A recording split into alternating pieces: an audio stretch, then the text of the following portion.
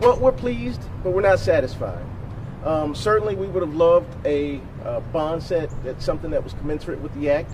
Usually on a first-degree charge, there's usually no bond, especially when the act is made with a gun. We just want to make sure we convey that to the family, get that back to them, and that's pretty much how we feel. What do you think about the conditions of the bond as well? No contact, no firearms, ankle monitoring? Those are usually standard. I don't think the court went beyond its usual delivery of those kinds of, restrictions or provisions. So, ankle monitor is something that, they definitely want to make sure they have on it. Enhancing charges, obviously you're pleased, but you're not satisfied. I know some folks are wanting murder charges or increased charges.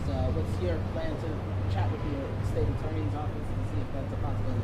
Yeah, we want to make sure that we give the state's attorney every chance we can to help him to understand that we would like a charge commensurate with the act, which is murder too. We don't believe that Susan had any sort of respect at all for human life. This wasn't something where she was simply cleaning a gun and the gun went off and it goes through the wall or the door and accidentally hurt somebody. That's not what happened at all. She meant to pull that trigger. She meant to point it at the door, and that's why we feel that a murder 2 charge is applicable here. Yesterday we got the 911 call, that audio. You could hear Susan crying and so on. Just what do you take from that? How that all kind of well, it came after she killed AJ. That's what we take from it, right? Like it didn't come before. So that's what we take from it. It came after. Yeah. With the judge saying that she can't go back to the neighborhood except to get her things, but she may be, if she postponed, obviously walking the streets out there. Does AJ's family have any concerns that she may come back, that she may try and harass them? There may be some further contact, something like that. No, I can't comment on that at this time. There are a lot of concerns, but we're not in fear of Susan at this point. How is the family holding up with all this? How are they doing? Family is devastated. There are 4 children, so I think it's really important that we talk about them this morning. There are 4 children who lost their mother, who are in need of grief counseling and therapy. The baby doesn't even understand what is happening. And so right now, we are preparing to funeralize and honor her life. And we are, while we're trying to respond to your questions and get things organized and move a case along, we're also grieving the loss of a mother of 4 children, 4 little children. And so we have our hands full managing all of that. I apologize if this information is already out there, but how old are her children? We have a 12-year-old, 9, 7, and 3.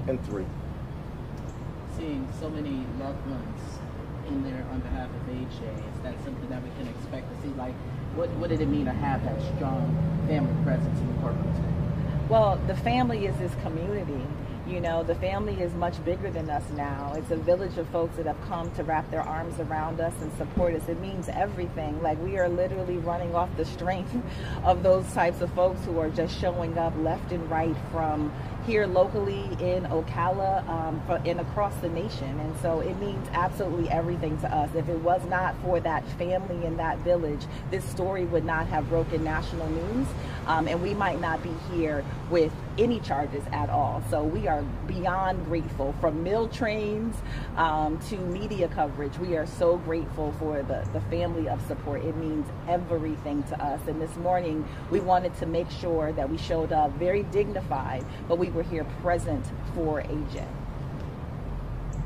And we will continue to do that. And as far as your relations with the family, are you a relative of AJ's?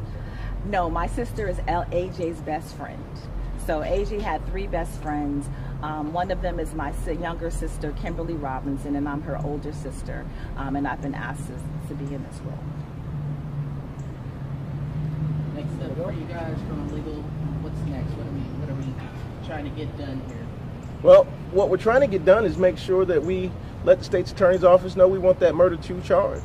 He certainly has a timeline to provide that to the court to make sure that he can apply those charges, and so we that's our focus at this point, legally. What's that timeline, He's got 21 days. 21 days, got it. Okay. Thank you so Thank much. you very much. Thank you.